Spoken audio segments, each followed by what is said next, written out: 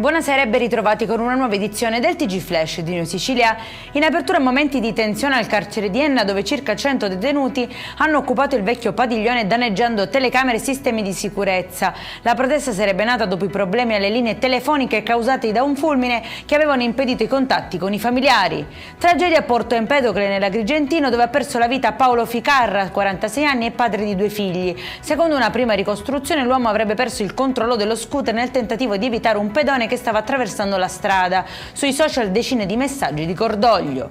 Arrestato a Palermo un 22enne che avrebbe minacciato alcuni passanti con una bottiglia di vetro rotta e una pietra dopo la richiesta di denaro per un parcheggio. È decisivo l'intervento della polizia, allertata dopo la segnalazione di una donna avvicinata dall'uomo. Controlli straordinari nel quartiere San Cristoforo di Catania, in campo polizia, carabinieri e guardia di finanza. Il bilancio è di 200 persone controllate, 120 veicoli fermati, un arresto, 7 denunce e sequestri di droga, elevate anche diverse sanzioni per violazione al codice della strada. E in chiusura il meteo, domani sarà una giornata all'insegna del sole e del caldo sull'isola, temperature estive in tutte le province con massime fino a 33 gradi. Per questa edizione è tutto, prossimo appuntamento lunedì alle 13:30, buona serata.